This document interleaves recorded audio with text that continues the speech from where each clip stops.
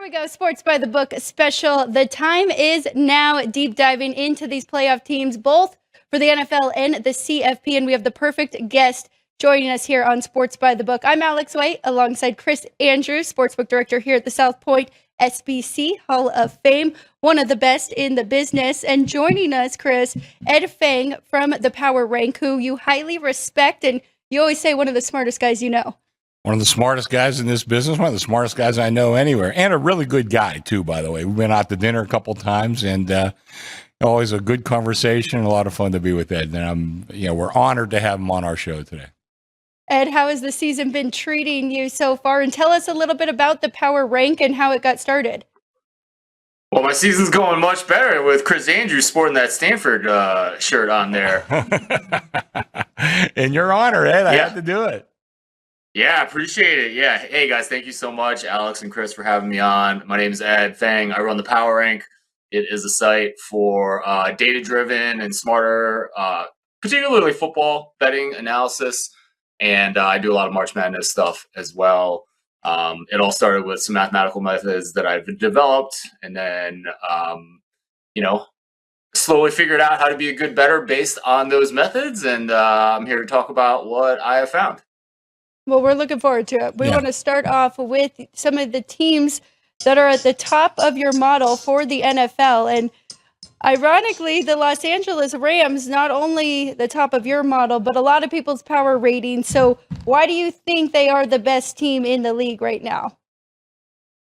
Yeah, I think they've just been incredible on both sides of the ball. They parted ways with Cooper Kupp, and it hasn't mattered at all, right? Like, Puka Nacua has been absolutely amazing on that side of the ball. They're getting contributions from tight ends, and Matthew Stafford has been, probably having one of his best seasons of his career, right? And this was a guy that we thought might be out due to a bad back in the preseason. Everyone was talking about how he wasn't practicing, and instead he comes out and just tears it up, and he's continued to do that. So they've also been excellent on the defensive side of the ball. I think a lot of that strength. So for defense, like I look at passing metrics mostly. I'm looking at success rate, which is a measure of how well either an offense moves the ball on a play-by-play basis or a defense stops the ball on a play-by-play basis. And then I'll adjust for defense, I'll adjust for opposing quarterbacks that you faced. So you definitely get docked if you get to face Shedeur Sanders or Dylan Gabriel. I guess they didn't really start anyone good this year. Look, the Rams have just been fantastic on both sides of the ball. On defense, they are, the sixth best defense, and Stafford has been, the best offense when I look at passing success rate adjusted for the opposing defenses. So this is certainly a team that I trust. Honestly, they really should have won that game on Thursday night. What an incredible game. I thought they played better. Somehow Seattle overcomes a bunch of turnovers, gets a critical punt return, and somehow comes out with the win. It doesn't really change my opinion on this Rams team. I think they are legit. I think they're a legit Super Bowl contender. And, it's a pretty good year for Stafford to be good, right? Because we don't really have kind of, a runaway favorite, like we've seen a little bit with the Chiefs in past years and so on and so forth. The Eagles are down a little bit. So I think it's a good year to be playing your best football, and that's what the Rams are doing. Ed, we see your top teams. You care to go over them, and what are your reasonings? I got your top five, but I'd love to hear, what criteria. We got a little bit of what criteria you use, and what's the differentials, between the top and second and third and fourth and fifth, et cetera, et cetera. Yeah, I'm happy to talk about everything that goes into my model. I will say the one thing that maybe people don't think about that often is that I'm still including a little bit of preseason prior in my my model, even at this point in the season, and we'll continue to through the entirety of the postseason. I found that to be most effective when looking at how accurately these models predict, the outcomes of spreads compared to the market. I think some people out there will be like, well, that's kind of weird. We have all this data from the current season. And I would reply in two ways. We do have a lot of data from this season, but it's always going to be a small sample size in American football. We can't completely trust that. And honestly, we can't really even completely trust that I use a lot of preseason metrics when I'm looking at the NCAA tournament in college basketball as well. And then the other thing I will say is the preseason models that I use, one of them is based on the wisdom of crowds.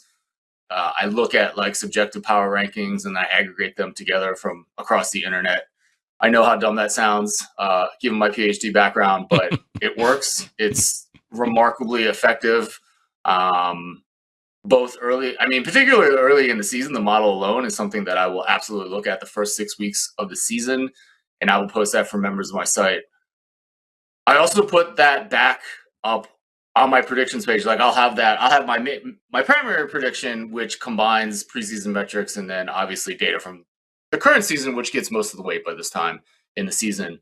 But even in the postseason, like I've found that the preseason model performs pretty well. So I will display that. It's something that I want to look at when I'm doing my handicapping. What would I have made this spread in the preseason? I found that actually matters in the postseason as well. Now, if you've changed quarterbacks, like I'm throwing that preseason prior out, right? So there's plenty of examples of that. Like I'm not using the preseason prior for Washington, for example. Many other teams, I will go with data from the current season, and that's going to be a mixture of play-by-play and then also market-driven data. I use that as well, which is also, I think, something that, I'm sure other people are using it as well, but I've been using it for a long time. So it's really like, I would say my NFL stuff is a combination of preseason prior and then market and play-by-play data from the season. Well, I have to respect whatever he says. I really haven't done that much as far as like preseason, looking forward. But I'm looking, I have a feeling you didn't have Denver 13 over Kansas City in week 16 or whatever we're in. Yeah, obviously we're down a couple quarterbacks there, and one seemed to be pretty significant in Patrick Mahomes. So yeah, I know you're going to throw that kind of stuff out, but well, absolutely. And Chris, I was looking at it this morning, like this Ola Kundun. Yeah, I don't think I mean, a little embarrassing, but I don't think I've ever heard of this guy, right? Like South Dakota State. Well, join the club, buddy. I never heard of him either, and. I remember his first name because it's the same as mine. And other than that, I can't remember anything about him. But I think we looked up, after the game, he had 16 total passes in his NFL career. Oh, and he had 16 on Sunday. So, I think they can forgive us for not remembering this guy from South Dakota State. It's also a wild thing because, our job now is to make a spread based on this quarterback that we, hadn't heard of. Right. And actually, I should mention that one other thing. When I do my numbers, they're all quarterback specific. So it will switch from Patrick Mahomes to Gardner Minshew. Knowing that Minshew was out, I actually just put it in his numbers, believing that Gardner Minshew was going to be closer to how this third string quarterback would play than a Patrick Mahomes' data. Which turned out to be correct, and I was actually pretty close to the market just using Gardner. Obviously, a very small sample size in Gardner Minshew as well. But when I put his numbers in there, it was pretty close to the market, and so I kind of said, okay, well, that's good. And I got to admit, my computer prediction for the week. I was way off. I think I told Alex I made it 8.5, and I thought I made it, but I got to admit I don't know anything about this guy, but I don't know. We'll see.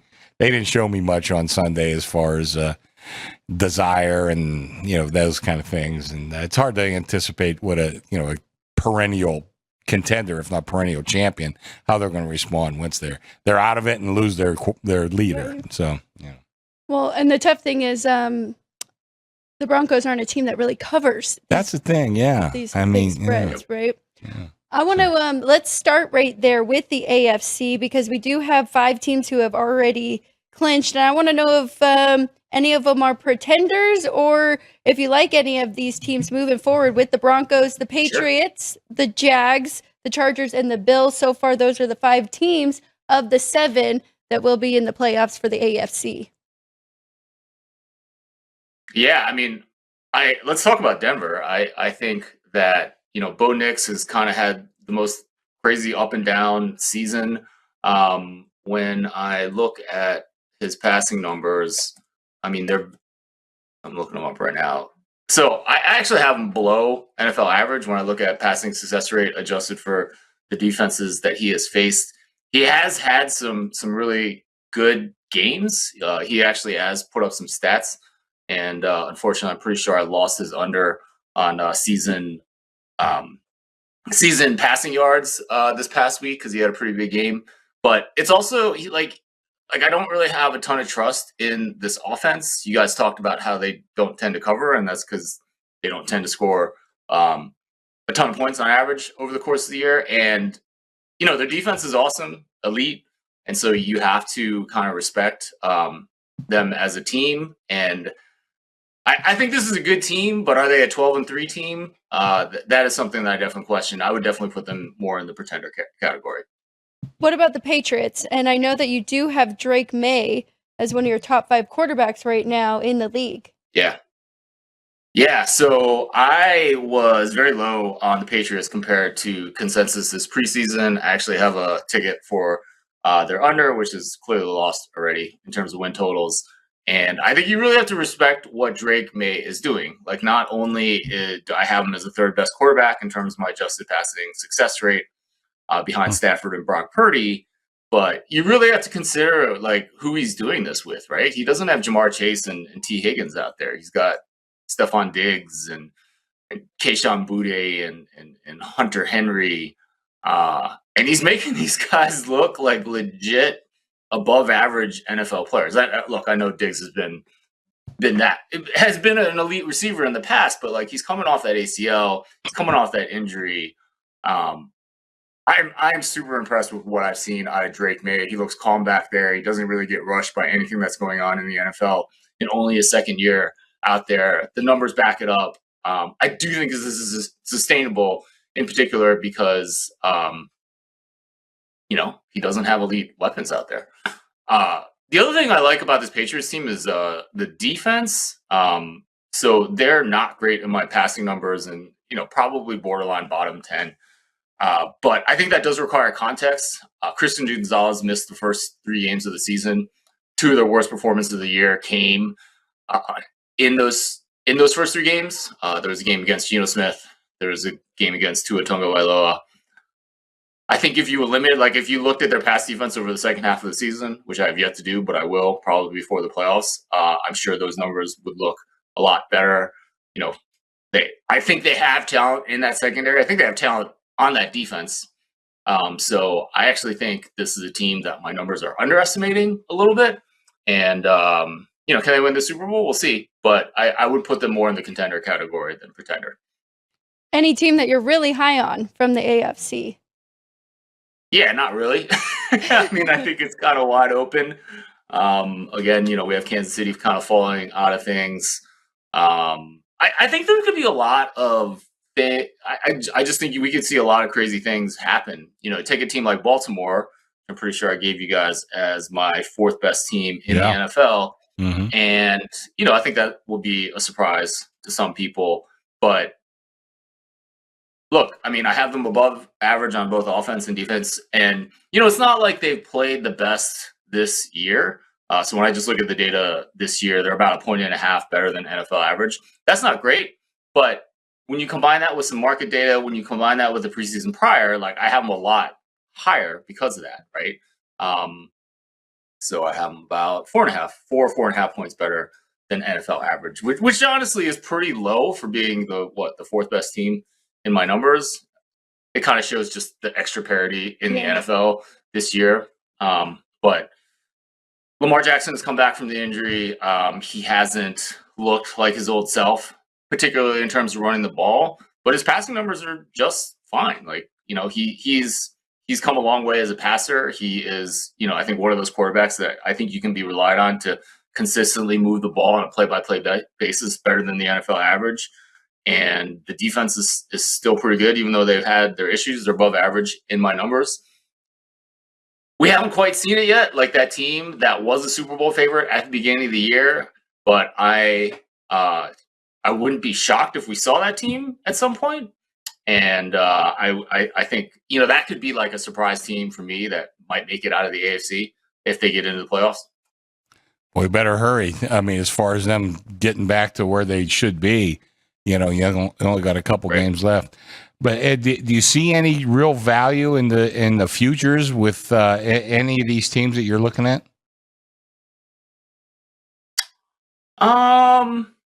I mean, I haven't really done a deep dive into the futures market. I mean, I really still do think I'm fading the Pittsburgh Steelers. This was the take I had this preseason. They're under their win total is not going to win.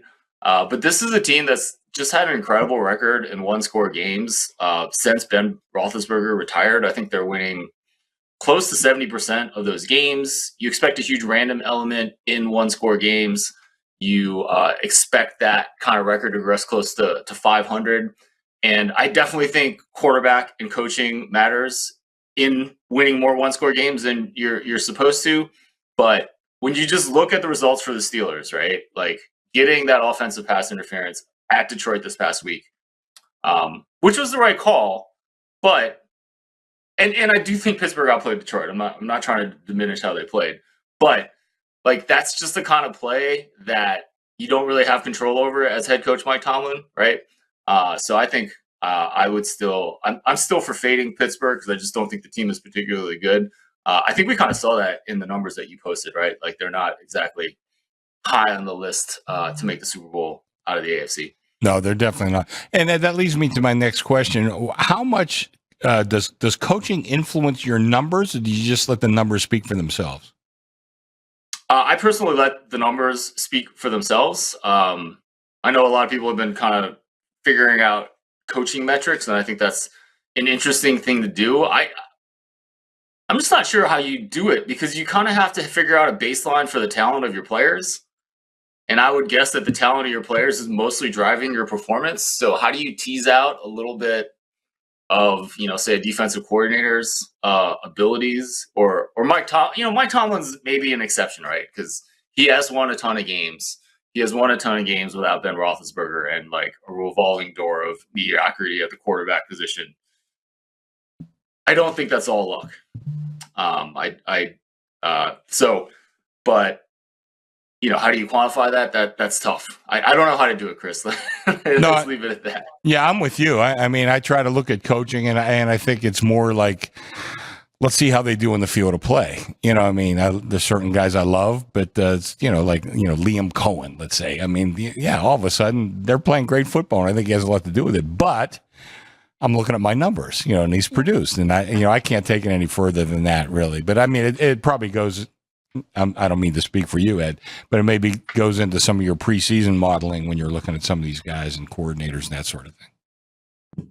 Yeah, for sure. I mean, it probably should a little bit more, but yeah, I think that's the right idea, and I think probably more so in college, where you can kind of say, oh well, this coordinated elevated this offense higher than that Group of 5 conference should expect, right?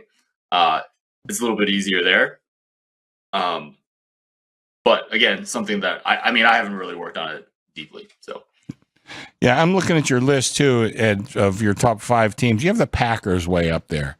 You have them above the Bears, right, and really above a couple other teams too. So, I mean, what's your thinking with the Packers? Right. I think it starts with the fact that I was really high on this team before the Micah Parsons trade this preseason. Mm-hmm. I thought they had a lot of pieces in place. I think they had a quarterback in Jordan Love. Last year wasn't his best year with some injury issues, but the second half of the 2023 season, he was a top 2. That pass offense was a top 2 pass offense in my numbers. When you just looked at the second half of the season, they capped that off with the big blowout upset at Dallas in the playoffs. Mm-hmm. So I thought they had a quarterback that could be pretty good. I think they had enough young receivers that at least a few of them were going to work out. And then I thought the defense had some pretty good talent even before Parsons came along this season and really elevated the unit. So there probably should be an adjustment to that number for Micah Parsons. I've been kind of using 2 in my head, but Chris, I wonder what you, Alex, and what you guys would have the adjustment to be for an elite pass rusher like a Micah Parsons. Well, I think I talked about it. I lowered them 1 point And as a matter of fact, I think I said, yeah, they had a pretty good defense before they had Micah Parsons. You didn't see this as like this glaring weakness on this team beforehand. And listen, maybe I was a little light on it because I think Micah does. He allows them to rush forward almost all times just because of what he is. So maybe I was a little light. But before we move off the Packers, I do want to ask you about Kraft, the tight end that was such a key part of their offense. Since he's gone, did you make an adjustment there once he was out? I did not. I'm not sure that tight ends matter that much. I get in trouble for saying this. We've seen Christian Watson just kind of step in and be pretty, has played pretty well. I think, they've had a lot of injuries at the receivers position, but they really had 6 guys that they were throwing out there at wide receiver. Yeah, look, and clearly, I think maybe with Kraft, it's not just like that he's a good player. I think the drop off to whatever Musgrave or what's his name, it seems pretty large. So that might be it. If we had there was probably a better way of like looking at yards per route run for a receiver versus his backup or something that you could kind of quantify that. I didn't make a change. Obviously, you're going to have to if Jordan Love doesn't play. Yeah. So that certainly matters. But I did not for Tucker Kraft. Well, I didn't either. So I feel better talking to Ed. So I didn't make a big adjustment either. Because, I used to think tight end is like probably one of the easiest positions to replace.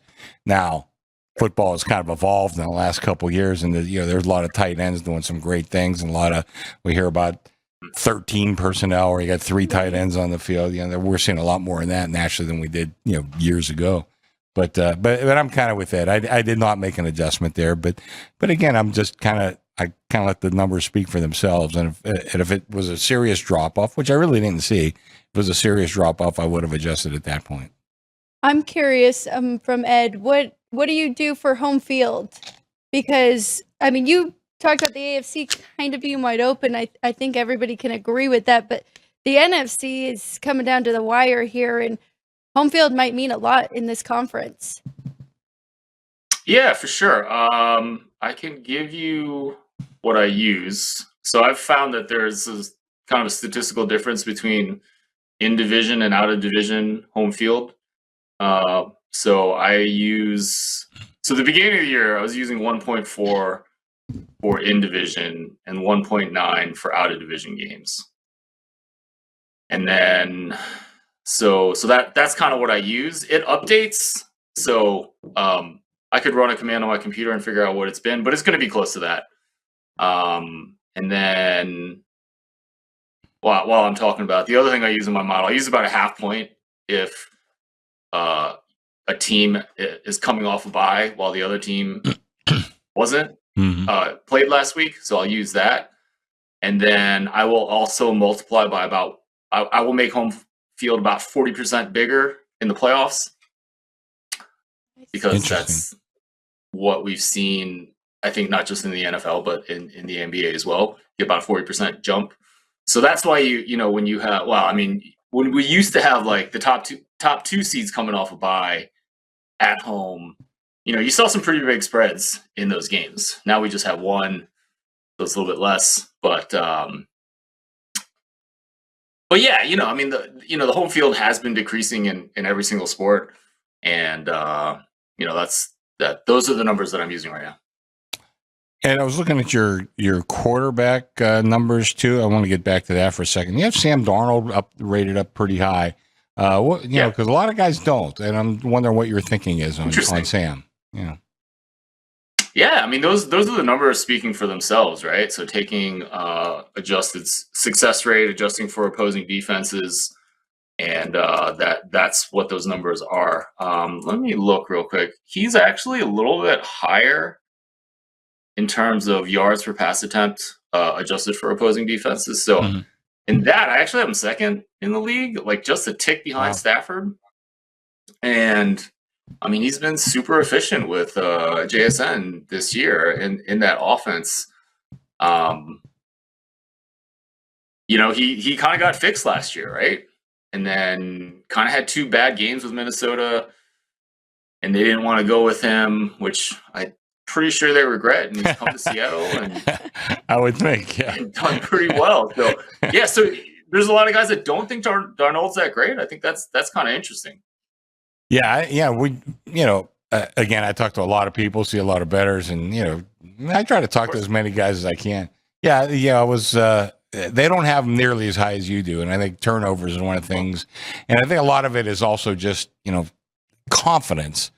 But like you said, he got fixed last year, and he had 2 bad games towards the end of the season, and they bailed on him. And well, I don't know. I mean, I look at Carolina, I had them too, and they couldn't wait to cut him. And so I mean, maybe some of these guys are ruining their decisions. I mean, I think when you go back as far as the Jets and the Carolina, there was probably a decent reason that his performance wasn't up to snuff then. The turnovers are really interesting for me, Chris. So I do a lot with interception props. It's probably the strongest thing I do on my site with my model. And the market for most of the year has been Sam Darnold shaded to not throw a pick. So the market's usually set at a half. And, I would say roughly it's like minus 132 for Darnold to the under, which is exactly what my model has been saying all year. Like I haven't found any value on Darnold all season. And then the Rams game popped up and he was shaded to throw a pick to the over. And I thought that was really confusing. So I missed that he threw 4 picks against the Rams in the previous game. And even had I known that, it was kind of interesting. I still might have bet it. And, the reason is because he's actually been better than NFL average. Okay, so maybe I should explain. What I found is you can't just look at interception rate to predict future interceptions. You have to look at interceptions plus passes defended. And I call those the sum of interceptions plus passes defended bad balls. And I like to think of those as all the times that a quarterback throws a football into a dangerous situation. So when a defense gets a hand on the ball, whether that's in the secondary or at the line of scrimmage. Sam Darnold is an interesting player in that he has an interception rate of 3.1 this season. So that's worse than the NFL average. But his bad ball rate's actually a tick below NFL average. So the model definitely said to bet Darnold under against the Rams, which obviously lost. But that was also interesting too, right? Because it looked like the Rams just kind of tricked him twice in terms of dropping guys into coverage that he wasn't expecting there. Right. So it lost. It really made me actually think about the model, think about what happens when you have a division opponent, someone you see, someone the tendencies to a little bit more, and how that can impact interceptions. So, but I would say I don't think turnovers for Darnold is a problem going into the future. Well, good and bad news, right? Because he already had his 2 bad games this year, both against the Rams, and they overcame the second one. But bad news is they could face the Rams again in the playoffs. Yep. So then does that kind of sway your opinion? I was surprised you don't have the Seahawks in your top 5 with having Darnold up in your top 5. Are they close? They are. Their prior wasn't particularly great. Mm-hmm. Right. So they're 7th. But when you look at just the data from this year, and this is not including the market, they're actually 2nd. They're about almost 8 points better than NFL average just based on that data. And that's 2nd behind only the Rams. So, the numbers certainly respect what they're doing. I'm still holding that preseason prior in there. Whereas I've kind of gotten rid of it for New England, because I do feel like Drake May has kind of overperformed what we've done. So I guess I should mention that too. There are definitely times like Drake May this year, Jaden Daniels last year, and then CJ Stroud the year before, where I will just eliminate the prior because I don't think it matters for the player. And that's a call that I make that is not quantitative in any way. And when you're running through your numbers, how important is, because you talked a lot about preseason, but once you get this late, does recency outweigh like what happened like maybe in week 2 or 3 or 4 or something like that? Does recency influence your numbers like in inordinate amount? No. There's actually kind of no recency. the way I do it in the NFL, and I found that to work for the way that I run my numbers. It is completely different in college football, where recency matters a ton. And, if you have a strong stretch towards the end of the season, like a James Madison did, like you can actually move up pretty high in my numbers. Chris, it honestly goes back to something you said to me a long time ago, where you get destroyed following momentum in the NFL. Yeah. But you should probably think about momentum in college football. I found that to be absolutely true when you kind of look at the air metrics for models that tend to favor recency bias, like the one I use in college football, and then ones that don't, like my NFL one that is looking over the course of the season and actually, weights everything equally. Oh, I feel better now. Yeah. It's quantified my statement that I just, but I've always believed that. Yeah. Do you have any more in the pros? I wouldn't mind talking to Ed about some college stuff. I would just like to know who's at the bottom of your list for quarterbacks for the NFL when it comes to not only interception rate, but also bad balls that they threw. So looking at your numbers. Yeah.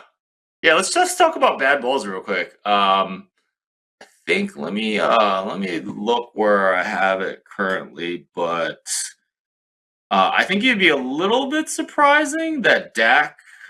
Dak did better. Wait, where'd he go? Okay.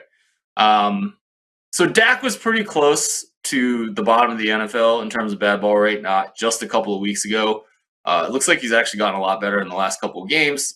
So let's pick on Baker Mayfield, who is just always really bad at putting the football in dangerous situations. The NFL average is about 12. His bad ball rate is 16.8.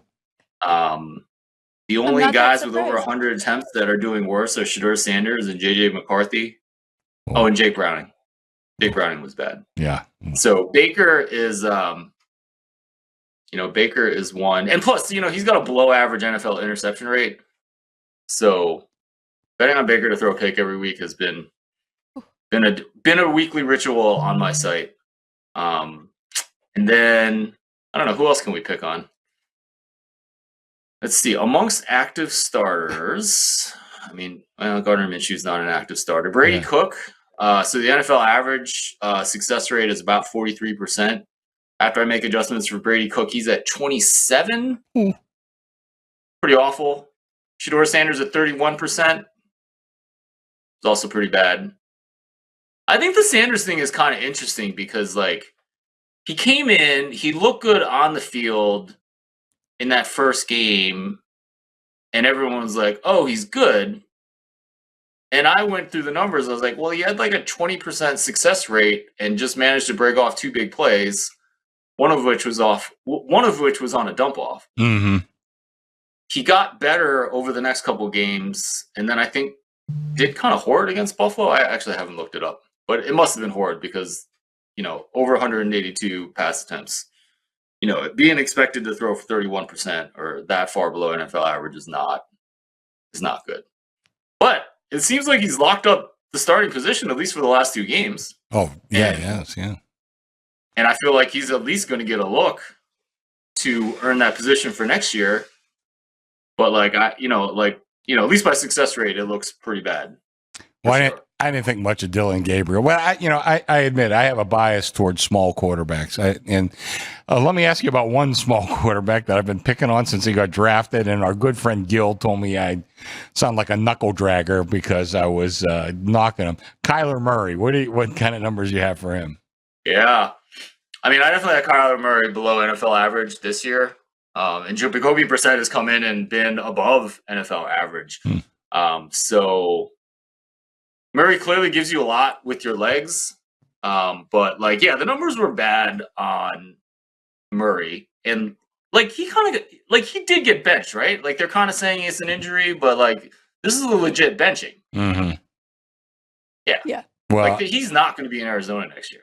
No, and that's I always told Gil. Yeah, he'll have the best highlight reel in the NFL, but that doesn't make you a great quarterback. And quarterbacking, listen, we all think highly of Brady and Manning, and they're not electrifying you with their runs and all that. They're just executing their offense, and I don't see him doing that. But anyway, I poke you on him all the time.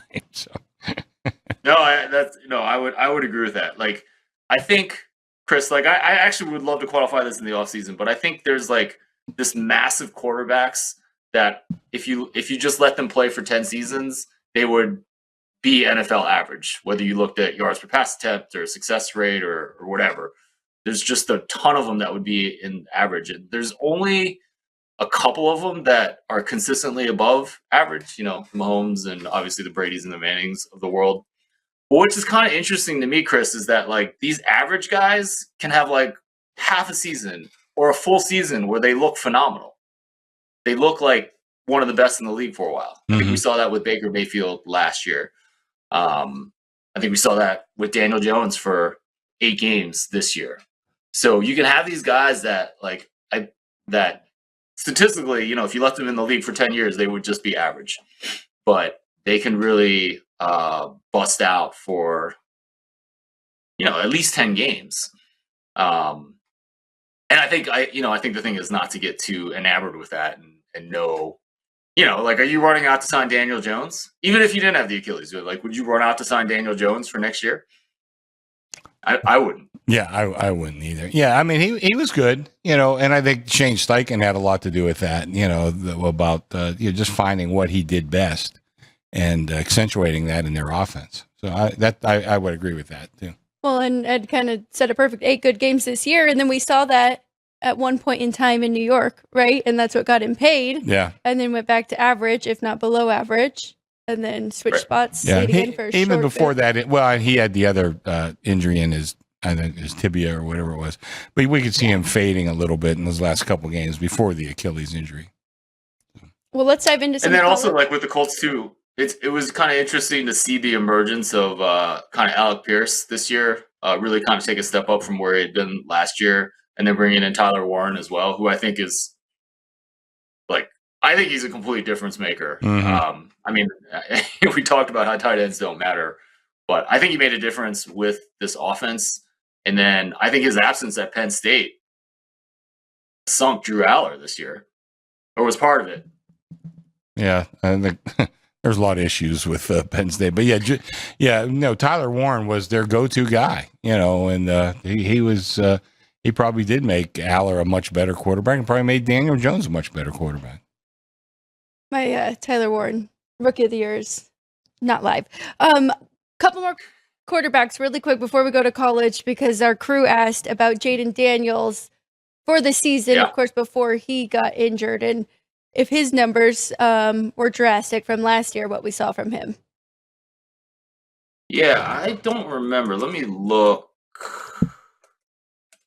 So Jaden Daniels, I had a little bit below NFL average this year. Actually, I've actually Marcus Mariota above him, right at NFL average this season. I think Mariota's actually done really well and given them, a player that was pretty reliable. I think it was just a weird year for Jaden Daniels. Maybe a little bit of a sophomore slump. He was excellent last year. I don't remember exactly how much above the NFL average he was, but it was enough that it was messing with my model, and I had to get rid of the prior for that Washington team. Yeah. Let's hope he gets back and gets over these injuries that he's had, and can be the player that I think be one of these guys that are above NFL average. Before we move on, I do have something to ask you, and you kind of stoked my imagination here. When you talk about some of these guys have a great 8-game run or whatever, is there one thing in particular or a group of maybe statistics you look at for something that can create, stability over time? And, you get somebody like Mahomes. I mean, he's been great for a long time, but you get somebody like Daniel Jones. He's had these little spurts. I mean, is there one thing in particular that you look at that could, say, this is sustainable what this guy's doing? Yeah, I mean, I lean on passing success rate. So for quarterbacks in the NFL, I found that to be more predictive than yards per pass attempts. Pretty sure it's more predictive than EPA. I don't like EPA because you get a lot of that random stuff from turnovers in there that I feel like I've shown is a better way of quantifying that stuff. But yeah, I stick with passing success rate. On a play-by-play basis, can you get it done, right? Can you get 50% of those yards on first down? 70% on second, and then obviously all on third and fourth down. Can you consistently do that better than the NFL average? That's if I had to pick one thing, I would go with that to quantify NFL quarterbacks. Interesting. And college too, honestly. Well, Ed, how long does it take you to run all these numbers? It sounds like you're spending a lot of time. It took me a long time to write the code. But, okay. But now, yeah, I mean, not that long. I mean, honestly, Chris, it takes me longer to figure out who's starting at quarterback every week, right? Like it took this morning. I'm like, oh man, well, I'm way off on Dallas, Washington. Must be Josh. I mean, it must be Mariota's out. Go back and gotta find an adjustment for that, and then you go through. I mean, I'm kind of embarrassed. I actually missed that Brady Cook started last week. It was a big goof because my numbers would have had New Orleans. Yeah. Well, if I would have found it. So, yeah. We're doing a lot of things on a daily basis, Ed. It's easy to goof. Believe me, I know doing this a long time. And a lot of quarterback injuries. Yeah. Oh, yeah. Yeah. To keep up with. All right, let's go to college football. Just want to get your thoughts and if you like any plays coming up here for round 2 of the CFP playoffs. The last time we saw Miami, Ohio, big win over A&M. Their defense was awesome. Didn't see a whole lot from Carson Beck. And the last time we saw Ohio State, of course, they lost the Big Ten to Indiana. Julian Sayin having a great year there, and really good defense. Ohio State, biggest favorite on the board, though, here at South Point, 9.5, and the total 42.5. And, of course, this will be our New Year's Eve game. So do you like anything in this first one? Yeah, I'm still thinking about it. Like, my number is closer to 7, which I think is a little bit. Oh, actually, I think it's a lot short. This Ohio State team is absolutely the best in the country. When you look at kind of what they've done on the field, that game against Indiana was very tight. Could have gone either way, right? If Sayin's knee doesn't go down when they get that fourth down or whatnot, you miss the field goal. That game could have gone either way. And when you look at the NFL talent on this team, it's just absurd. Like the guys, ESPN had a really nice article about draft prospects for players on the playoff teams. It looks like they might have up to 5 guys in the first round of the 2026 NFL draft. Amazing. And that arguably doesn't include their 2 best players in quarterback Julian Sayin and wide receiver Jeremiah Smith, who are not eligible to come out for this draft. So, I'm not interested in betting on Ohio State. Another one of my very non-quantitative takes is I actually thought the loser of the Big Ten championship should have the inside route to being the favorite for the college football playoff. I really do believe that those are the 2 best teams in the country. And that not just numbers wise, but just I think they're the 2 best teams in the country. And the loser of that game would be able to just kind of focus a little bit more over this holiday season as we head into the playoffs. We clearly saw that with Ohio State last year. Losing a game to Michigan, they had no business losing. I think they got focused and they just, went on one of the better runs we've seen in college football over the last decade. I think it could happen again, but it's college football, so anything can happen. But I'm not betting against this Ohio State team.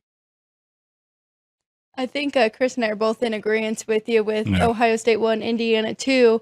And then it's kind of up in the air, right? And this next matchup is going to be awesome with the Orange Bowl with Oregon and Texas Tech. I think those are 3 and 4 for you or close. I'd have to look, but I definitely have Texas Tech 3 behind Indiana and Ohio State. Yeah. I thought they should be a slight favorite, but listen, they don't want to hear me. I'd rather hear what Ed has to say. Ed, what do you think? No, I want to hear what you got to say, Chris. Ed, these guys hear me every day. They don't need me. Yeah.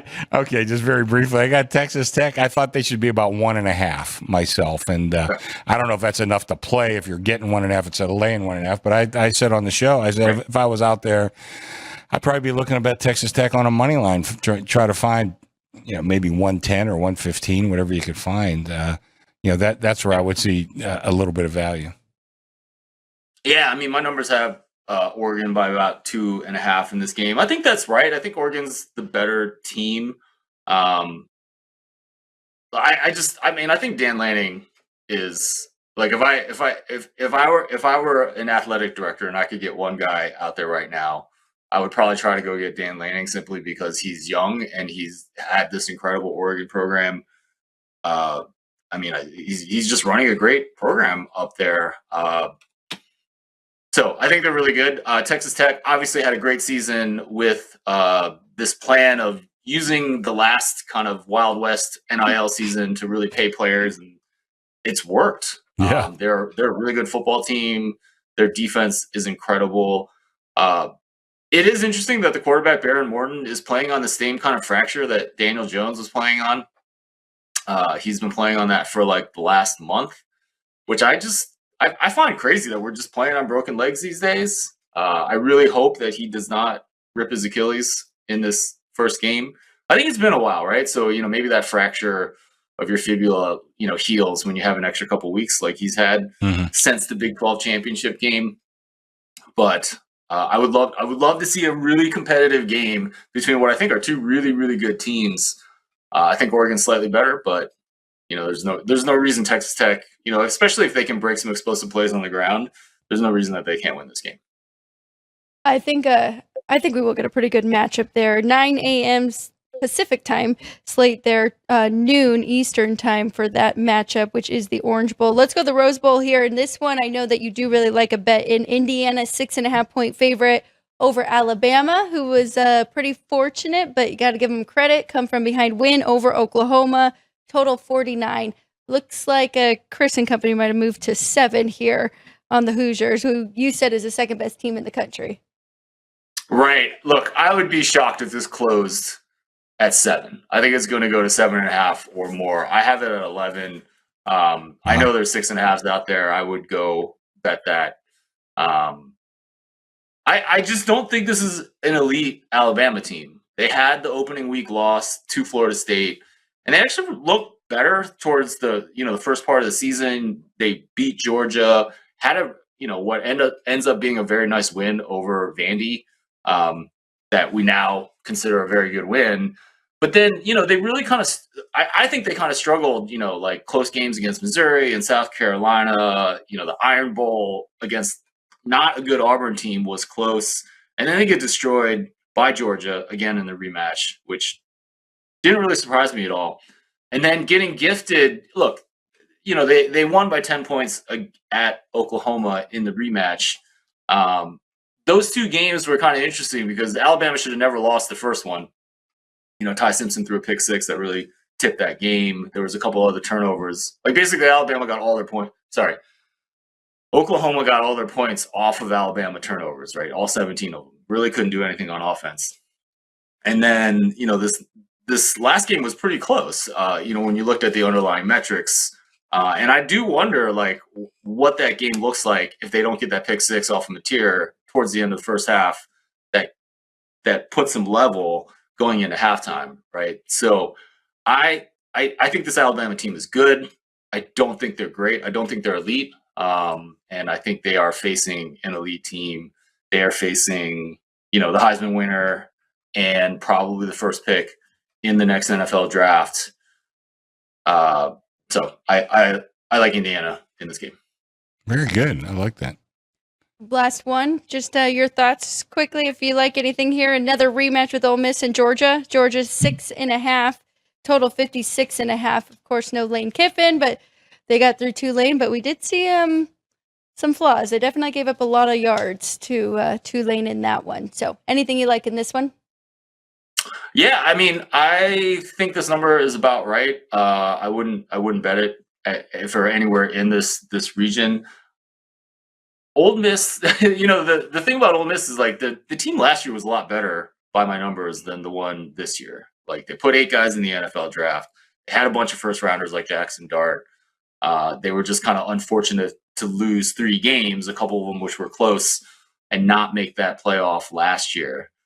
This year, they make the playoff. They had a great run. Definitely applaud their effort. And I love the story of Trinidad Chambliss, the quarterback, who was really a late bloomer in both sports. But the Ole Miss defense is just not as good as it was last season. I think ultimately that's what's going to be their doing. And I don't think they win this game. And honestly, one thing that I've been just harping on was if James Madison had actually been seeded 11 and gone to Ole Miss, I would have made them about a 6-point favorite at home. Would have loved to see that game. I had James Madison way ahead of Tulane in my numbers. Obviously, we didn't see it, and then both those Group of 5 teams lose, and then all the haters come out and say they don't want these Group of 5 teams in the playoffs, which I completely disagree with.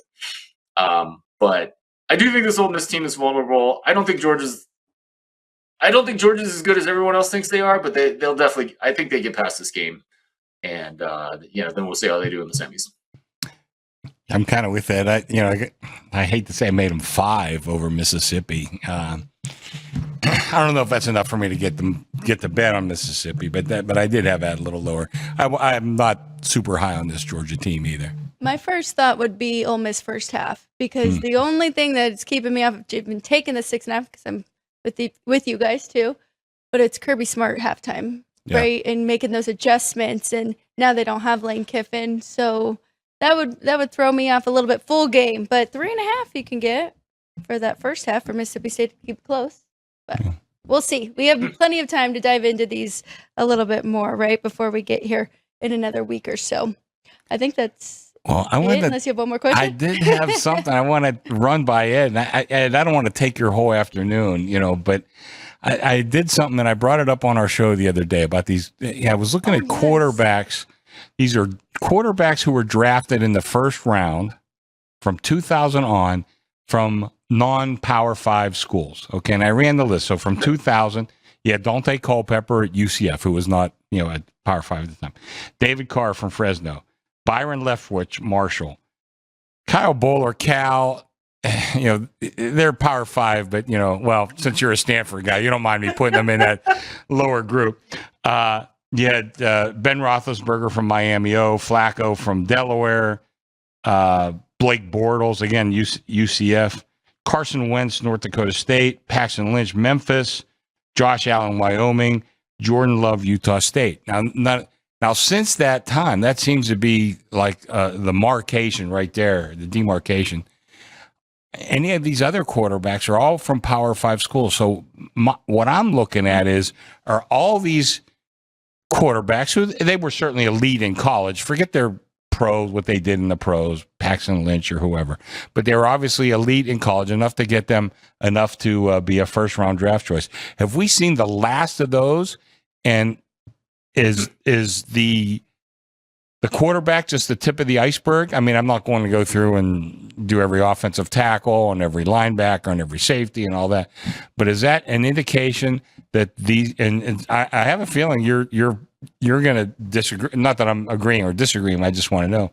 But is that an indication that maybe these non-Power 4 schools just can't compete on the same level as these Power 5s because of the talent differential, mostly because of NIL and the transfer portal, et cetera, et cetera? So you're saying, look, if you have a quarterback in a group of 5, they're just going to a Power 5 because they can make $3 million. Right. Yeah, maybe. I don't know. We'll see. I don't. We can. It's my job to kind of quantify the chance that a group of 5 team beats a Power 5 team, right? And it's not. James Madison, as bad as they looked in the first half against Oregon, they're a good football team. And I gave them about a 12% chance to win a true road game at Oregon. So I wouldn't say they can't compete. I don't know. I think they can compete. My numbers think they can compete. The markets think they can compete. And then, in terms of quarterbacks, are we ever going to see it again? Did you include the North Dakota State guys in that? I didn't. I only went with first round quarterback guys drafted in the first round. Yeah, but Wentz and Trey Lance, right? Well, Wentz was in there. He was North Dakota State. Oh, was he? Okay. Oh, Trey Lance. I didn't include him. You're right. I didn't include him. What year did What? Well, I'm not sure what year he came out. Yeah. Okay. So here, are we going to see it? I think we will, in the sense that there's going to be someone that comes along a little bit later. and it's kind of like the Trinidad Chambliss example. This was a guy that developed physically late. Like coming out of high school, he was good. He was looking at Division III basketball offers at like little podunk schools around me here in Michigan, right? And when you ask him about it, he's just like, well, I wasn't an athlete. Like I just hadn't, like my body hadn't matured. And, 2.5 years later, like his body is clearly matured, right? Like he is an SEC level athlete when he's out there running with ball. And so I do think there's going to be these stories of like these overlooked kids that, maybe they can't get to a Power 5 school by the time they're 2021. And yeah, but are they going to be in a first round pick? Maybe not, but like I do feel like there are going to be these kind of late bloomers that end up being successful in the NFL, no matter what that route is. Chris, the thing I've been actually really thinking about is some of these, these guys that develop late because they played other sports. Joe Burrow was like all-state basketball in Ohio. And I wouldn't be shocked if you asked him like, well, why'd you take so long before you finally blew up at LSU? I think part of the reason is he spent a lot of his high school time like playing basketball. And I think that's something that hurt his football initially, but then I think eventually helped his football. Being able to have multi-sport practice, being able to see things kind of from a different perspective. When you look at all the research on like high performers, it's almost exclusively like they started their primary thing later and they did more of a variety of things when they were young. Cam Ward's another one, right? I mean, his offers, his best offer was Incarnate Word coming out of high school, and I think that's he was like a state level basketball player as well. Took him a while to get to Washington State, get to Miami. So he's clearly the guy that got to a power conference school, and like maybe with the changing landscape that's going to happen as well. But I don't think we're done seeing the end of these kind of late bloomers. Maybe sneaking in the first round, maybe, but eventually. Like a Josh Allen too, like a guy who never lifted a lot of weights in high school because he was like playing baseball, playing basketball during the off season, only was able to develop that later. And now we see, now we've seen what he's been able to do.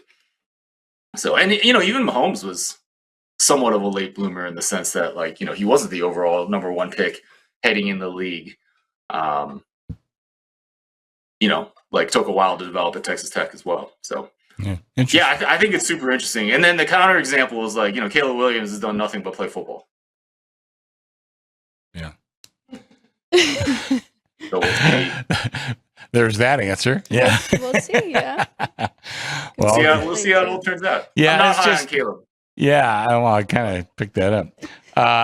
It's just I'm not trying to make a statement. I'm really more of like a Socratic method, and I want to ask, a guy that I highly respect, like Ed. But I think that's something I'm going to look at, to see. Like I said, might need a deeper dive into some of these things, So anyway, Ed, yeah, for sure. Let me know what you're thinking. Maybe we can work on it together. Well, maybe next time we have dinner together, Ed, we could discuss this a little further. By the way, I had one of the great dinners of the year with this guy right here. What was the name? It was unbelievable. What was the name of that restaurant? Unbelievable. What was the name of that, Ed? You took me. Yeah, we just kind of gave the waiter our budget and said, knock yourself out. Wow. Just keep bringing food. So, unbelievable. Yeah, that was one of my favorite meals of the year. You think he knew what to order, huh? Well, I think Ed kind of explained to him what we wanted. It was an Asian restaurant, so Ed kind of guided him a little bit, and from there, we did pretty good. I think the only thing I did, Chris, was to be smart enough to know that I knew nothing and to let the chef pick. Sometimes that's the most intellectual thing you can do, Ed. So. I love that. It has worked for me. I like that final line from Ed. He said, I think they compete. My numbers say they compete. The market says they can compete. Yeah. And you said that too. You said a lot of people were kind of bashing on the Sharps because they were all on the Dogs, right? And they love when the Sharps lose when they bet on a big dog. When they bet on a big dog and lose. Oh, what were these guys seeing? I said on Twitter, what they saw was value in 22 points. That's, right. I'm not going to break down every single thing, but it's hard to win by more than 20 points in a football game. Well, it was, and then they were doing that at halftime, and I turned the game off because I was like, this Bears game is kind of interesting. Mhm. And then the next morning, I'm like looking at my phone. I was like, 51 minus 34. Oh, all right, let's go. I kind of did the same thing. Me too. We're all guilty. That's not good though. That's the tough part. But I've heard that argument too. They would have liked to see James Madison against Ole Miss. So they kind of mess up. Oh with my the God, seeding. I would. Yeah, that would have been great. Well, we appreciate your time. Yeah, thank you so much. And anybody who Guys, is thank you so much for having me. Ed, tell us one more time where to find your stuff and let our listeners know. Yeah, thepowerrank.com. My free email newsletter is probably the best place to start. Try to curate from the best, like Chris. And then I also post daily videos on social media. So probably the easiest place is X. Talk about just try to give you like one nugget that you can kind of take home and think about. Sometimes it's a bet. Sometimes it's other just statistical insights. But I've been having a lot of fun with that this fall. So check it out. I'm at the Power Rank on X, and then you can also I'm also on TikTok and YouTube. very good. Well, once again, Ed has been a good friend and one of the smartest guys in this business, and it's an honor to have him on here today. And I hope you guys, anybody listening, watching, got a lot out of today's conversation. I would have to say that they did. Always the best information. We appreciate it so much. Hi, everyone. I'm Alex White. Thanks for watching this clip of Sports by the Book. Please like the video, leave a comment, and subscribe. Join us in our daily live show. We'd love to hear from you. Join the live chat and feel free to ask about your favorite plays. Also, you can find in the description links to our podcast and our social media. We appreciate the support, and we'll catch you next time.